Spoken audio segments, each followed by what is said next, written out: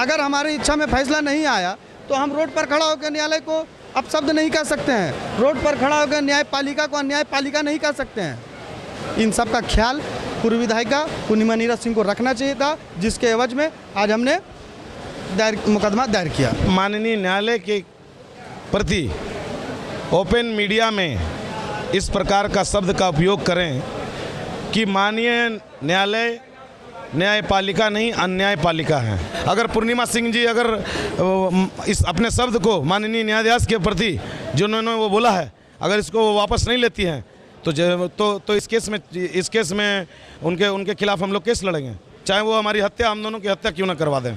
धनबाद के चर्चित हत्याकांड नीरज सिंह हत्याकांड के बाद कोर्ट का फैसला आया और कोर्ट के फैसले के बाद उनकी जो पत्नी है झरिया की पूर्व विधायक पूर्णिमा नीरज सिंह, उन्होंने धनबाद रणधीर वर्मा चौक में एक कैंडल मार्च निकाला। कैंडल मार्च में उन्होंने मीडिया से बातचीत करते हुए बहुत कुछ बातें रखी और अब इस केस में एक नया अपडेट यह आया है कि पूर्णिमा नीरज सिंह के ऊपर कोर्ट को लेकर के अभद्र बातें या टिप्पणी करने को लेकर के अब मुकदमा दर्ज कर दिया गया है। अधिक जानकारी के लिए हमारे साथ अधिवक्ता हैं और उनसे हम लोग बात करेंगे। सर, क्या मामला है पूरा? देखिए, न्यायालय में 27/8/25 को हमारे माननीय न्यायाधीश एडीजे 16 के द्वारा राज्य के चर्चित हत्याकांड नीरज हत्याकांड में फैसला आया, जिसमें पूर्व विधायक संजीव सिंह समेत सभी अभियुक्तों को साक्ष्य के अभाव में बरी कर दिया गया। जिसके बाद दिनांक 1/9/25 को पूर्व विधायिका पूर्णिमा नीरज सिंह जी अपने समर्थकों के साथ जिला परिषद मैदान से होते हुए रणधीर वर्मा चौक तक कैंडल मार्च अदालत के फैसले के खिलाफ निकाली। अदालत के फैसले की कड़ी से कड़ी आलोचना की, खुले मंच से, सार्वजनिक मंच से आलोचना की। न्यायाधीश के खिलाफ भी बोली, न्यायालय को बोली कि ये न्यायपालिका नहीं अन्यायपालिका है। न्यायाधीश जो हमारे माननीय न्यायाधीश एडीजे 16 हैं श्री अवस्थी सर जी, उनके खिलाफ कहती हैं कि उनके आँखों का चश्मा खराब है, चश्मे का नंबर बदलवाइए, चश्मे का नंबर बढ़वाइए, वो ठीक से पढ़ नहीं पाए। इस तरह का अमर्यादित बयान देना एक ऐसी महिला को जो विधानसभा में बैठती हैं, उसके बाद आप एक विधानसभा को रिप्रेजेंट करते हैं, आपको लोग सुनते हैं, आपको फॉलो करते हैं, आपके इस तरह के बयान से लोगों में न्यायालय के प्रति एवं न्यायाधीश के प्रति विश्वास कम होगा। जिस कारण अगर हमारी इच्छा में फैसला नहीं आया तो हम रोड पर खड़ा होकर न्यायालय को अपशब्द नहीं कह सकते हैं, रोड पर खड़ा होकर न्यायपालिका को अन्यायपालिका नहीं कह सकते हैं। इन सब का ख्याल पूर्व विधायिका पूर्णिमा नीरज सिंह को रखना चाहिए था, जिसके एवज में आज हमने मुकदमा दायर किया। कौन से ऐसे पॉइंट है, कौन कौन से बिंदु हैं जो आप लोगों ने उसको जो है विधिवत बनाया है, जिस पर जो है आगे की जानकारी हमारे वरीय अधिवक्ता श्री गजेंद्र कुमार जी आपको। गजेंद्र सर, मैं ये पूछना चाह रहा हूँ कि जो वहां से उस दिन मीडिया से बात करते हुए उन्होंने जो चीजें कही न्यायालय को लेकर के, किन चीजों पर आपत्ति दर्ज की है? देखिए, केस करने में जब भी कोई पार्टी दो केस लड़ता है तो एक जीतता है और एक हारता है। एक केस में दो ही चीज होता है, हार या जीत। इसका मतलब यह नहीं है कि आप माननीय न्यायालय के प्रति ओपन मीडिया में इस प्रकार का शब्द का उपयोग करें कि माननीय न्यायालय न्यायपालिका नहीं अन्यायपालिका है।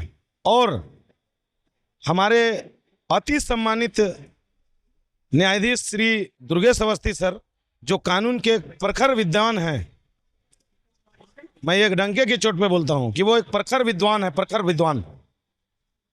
और उसके बाद आप उनके विरुद्ध में इस तरह का अपमानजनक और उन्हें बदनाम करने के लिए इस तरह का शब्द बोल रहे हैं, जिससे मैं और मेरा कॉलीग वकार मोहम्मद वकार बहुत क्षुब्ध हैं। जिससे हम दोनों ने फैसला किया है कि यदि विधायिका हम दोनों का हत्या भी करवा देती हैं, जो कि वो करवा सकती हैं, जिसके आज के बाद प्रबल संभावना है, तो हम दोनों को कोई गम नहीं है, क्योंकि जिंदगी एक मिला है और मरना तो एक बार तय है। लेकिन हम अपने माननीय न्यायाधीश का अपमान इस प्रकार से नहीं सुनेंगे और ना ही बर्दाश्त करेंगे, क्योंकि किसी भी क्लाइंट को इतना राइट नहीं है कि वो न्यायपालिका को अन्यायपालिका बोले। इससे आम जनमानस में बहुत गलत संदेश जाएगा, खास करके तब जब आप खुद एक पूर्व विधायिका रही हैं। तब तो कल को हर कोई बोलेगा कि ये न्यायपालिका नहीं अन्यायपालिका है। और अगर आपको उसको लिखना भी था, अगर आपको उस बात को बोलना भी चाहते थे, तो उसका एक तरीका था।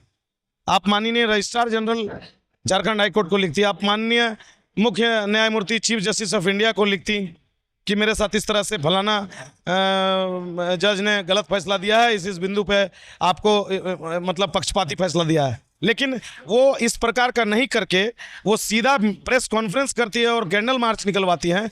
तो इस तरह से तो लोगों का जो आस्था है न्यायपालिका के प्रति वो तो पूरा ध्वस्त हो जाएगा। कौन कौन सी धाराएं इसमें लगेंगी?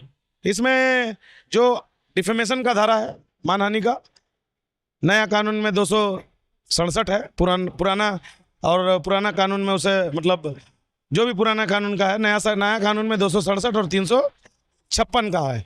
पुराना मतलब अपमान का धारा है, पुराना कानून में उसका दंड आईपीसी 500 में था, जिसका डेफिनेशन आईपीसी 499 में दिया गया था। आप इस प्रकार का शब्द कतई हमारे माननीय न्यायाधीश, खास करके उस न्यायाधीश के बारे में आपको नहीं बोलना चाहिए। सर को यहाँ पर खास करके एमपी एमएलए कोर्ट का जिम्मा दिया गया है। एमपी एमएलए कोर्ट मतलब जो खास लोग हैं उनके लिए जिम्मा दिया गया है। तो आपको ये भी समझना चाहिए कि जो अति विद्वान होंगे उन्हीं को ये जिम्मा दिया गया है। यानी मेरा इस प्रकार से ये खुला कहना है कि अगर हम ये मानेंगे कि जिला जज, माननीय जिला जज के बाद अगर किन्हीं को पूरा कोर्ट अगर मानता होगा कि हाँ भाई इनके पास अति ज्ञान है, तो श्री दुर्गेश अवस्थी सर हैं, तभी उनको सिर्फ एमपी एमएलए कोर्ट का स्पेशल कोर्ट बनाया गया है। आपको इस बात को नहीं भूलना चाहिए। और पूर्व विधायिका इस प्रकार का शब्द बोलेंगी माननीय न्यायालय के प्रति, इसका मुझे इसलिए उम्मीद नहीं था क्योंकि मैं खुद बीइंग एडवोकेट, मैं उन्हें एक पढ़ा लिखा होने के कारण मैंने उनके फेसबुक कमेंट्स में भी उनको कई बार सपोर्ट किया था। लेकिन मुझे अब लगता है कि मैंने गलत का सपोर्ट किया था। अभी भी मरे हैं, अभी भी इस फैसले में मैंने लिखा है कि हाँ उनकी हत्या तो हुई है, ये मैंने लिखा है, ये मैंने पूर्णिमा नीरज सिंह के फैक्ट में लिखा है। लेकिन फिर मैं यहाँ पर यही बोलूँगा कि अगर आपके अभियोजन के साक्ष्य प्रस्तुति में कुछ तो कमी रहेगी, तभी तो बचाव पक्ष ने इसका फायदा उठाया और संजीव सिंह रिहा हुए, अन्यथा वो रिहा नहीं होते आपके। क्योंकि हमारा कानून का, क्रिमिनल ज्यूरिस्प्रूडेंस का एक सेटल प्रिंसिपल है कि किसी निर्दोष को तब तक सजा नहीं दें जब तक कि बिना किसी शक के सभी तौर पे उसका आरोप सिद्ध न हो जाए। एक सवाल सर, आगे क्या होने वाला है? जैसे आप मुकदमा दर्ज हुआ उसके बाद का क्या? हम लोग इस केस को प्रोसीड करेंगे, केस को लीड करेंगे और केस को लीड करने के बाद अगर पूर्णिमा सिंह जी अगर इस अपने शब्द को माननीय न्यायाधीश के प्रति जो उन्होंने वो बोला है, अगर इसको वो वापस नहीं लेती हैं तो इस केस में उनके खिलाफ हम लोग केस लड़ेंगे, चाहे वो हमारी हत्या, हम दोनों की हत्या क्यों ना करवा दें। तो ये थे धनबाद बार एसोसिएशन के एडवोकेट्स, और जिन्होंने कहा कि साफ तौर पर जिन्होंने कहा कि पूर्णिमा नीरज सिंह जो झरिया की पूर्व विधायक रह चुकी हैं, और उन्होंने जिस प्रकार से कैंडल मार्च निकालते हुए जो कि इनका आरोप है, कहना है कि न्यायालय के खिलाफ जो शब्द उन्होंने यूज किए हैं वो शब्द कहीं से भी मर्यादित नहीं है, और उसके खिलाफ इन्होंने न्यायालय में मानहानि का भी केस किया है और जो सुसंगत धाराएं हैं और उन पर जो है एफआईआर भी दर्ज किया गया है। और साथ ही उन्होंने बताया कि अगर पूर्णिमा नीरज सिंह जज जो यहाँ के हैं धनबाद के, उनसे अगर माफ़ी मांग लेती है, न्यायालय से माफ़ी मांग लेती है, तो फिर मामला शांत होगा, वरना वो केस लड़ेंगे और केस लड़ के और कहीं ना कहीं जो न्यायालय की छवि धूमिल हुई है उसको वो बचाने का प्रयास करेंगे, जैसा कि वकीलों ने अभी कहा। आगे के अपडेट्स के लिए देखते रहें 11 स्कॉप्स।